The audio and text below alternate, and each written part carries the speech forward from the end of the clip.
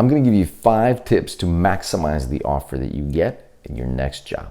What is going on, everybody? Welcome to another video. My name is Alex. And if you want to learn more about product management, startups, finance, business, and how to get into the top tech companies, make sure you subscribe, hit the bell so you don't miss anything. Today, we're going to be talking about what to do in order to maximize the offer that you get at your next job and how to negotiate with the recruiter and with your next employer. Now, I'm assuming that you've already got the best resume and you have submitted it to a number of companies. You've already applied to the top companies of your choice. You've gotten many interviews. You have done a great job with those interviews, and eventually you are starting to get offers. We have videos covering a lot of those other topics, and I'm going to link some videos over here for you to check out if you're still in that process. But assuming you have received an offer or multiple offers, here are the steps that I recommend taking. First step is try to time your offer so you receive multiple offers at the same time. That means that if you know that certain companies like Google, Apple, etc. take a long time in the recruiting effort, and it takes a long time to go from phone interview to on-site interview to actually getting an offer, that you time those appropriately with some of the smaller and mid-sized companies so that ideally you can get offers within the same week to 3 weeks. And the reason that's important is the more established the company, the more they will want to see an actual alternative offer in order to improve their offer. Usually that's just how it works. It helps having multiple offers in hand. So it may seem obvious, but it's difficult to actually coordinate your interview process and your recruiter conversation in such a way as to actually receive multiple offers. Practically what that means is that if you are getting good vibes, if you feel that you are likely to receive an offer from a particular company, if it's a fast-moving company, make sure you slow it down. And if it's a slow-moving company, then you try to actually do it in advance in order to line up the offers as much as possible at the same time. The second thing is, you probably heard this before, but try not to name a price. Don't be the first one that actually says a target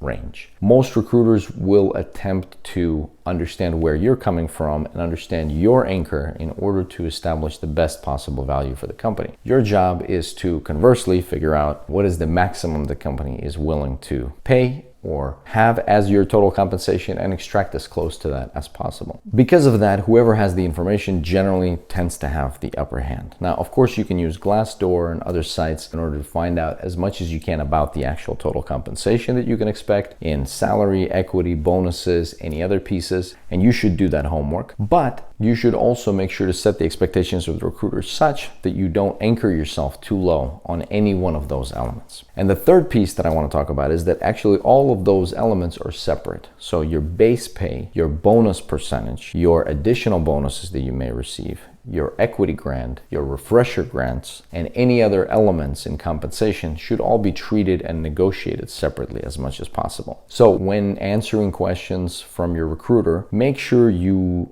address specific issues. Make sure you try to extract information as opposed to provide information. And I understand it can be a little bit of give and take, and that's normal. But remember that the recruiter ultimately works for the employer and you represent yourself. So you have to be your own agent and your own best friend. What this means is that if a recruiter asks you, what is your preferred total compensation? How much do you want to make now or in the future? Turn the question around and ask, what is the band for the level that you have estimated for me? Or what is the band for this position specifically? Essentially, the conversation is going to go back and forth to see who will provide numbers first. And it all depends on how much you can actually hold the line and continue to ask the same question, which is, how much are you willing to pay?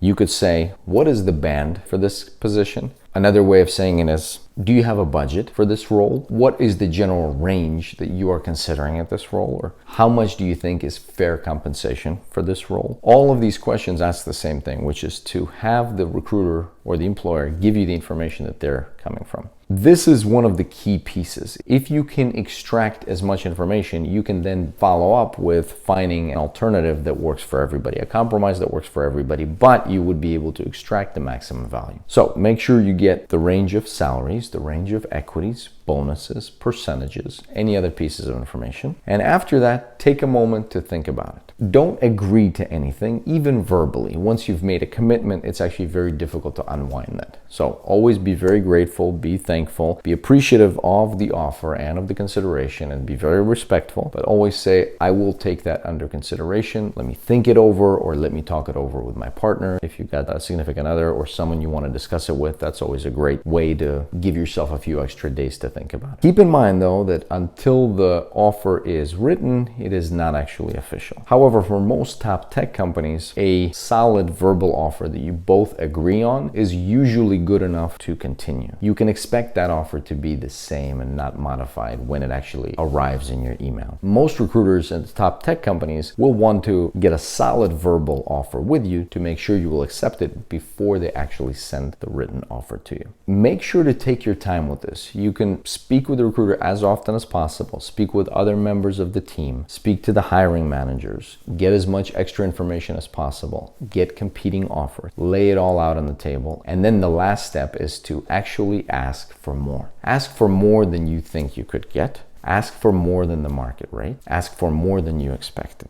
Usually for top tech companies, this goes over much better than for startups. For startups, asking for more is not liable to actually get you more because sometimes that's unrealistic. The bigger the company, the more likely they are simply to counter if you ask for more. So if you're dealing with a top company versus mid-tier versus startup, adjust your approach. The bigger the company, the more you should feel comfortable with just simply asking for a bigger offer, bigger equity, more bonus, bigger salary range. Usually some or most of that is non-negotiable after the recruiter and the hiring manager has maxed out their offer. So all you're trying to do is to get to their maximum offer if you're dealing with top tech. Usually for startups, there's hardly ever a ceiling for how much equity you can negotiate for. And usually if you're working for startups, presumably it's for the equity because you believe in the product and the company, you believe it can go all the way, and you want to invest your time in that. Because of that, it makes sense to negotiate for equity as much as possible. And in mid-size, it's a combination of both. So get as many offers as you can,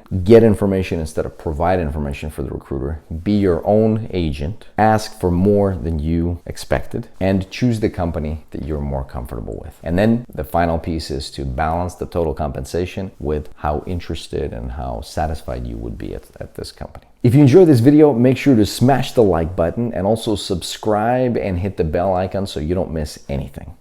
Thank you very much for watching. I'll see you next time.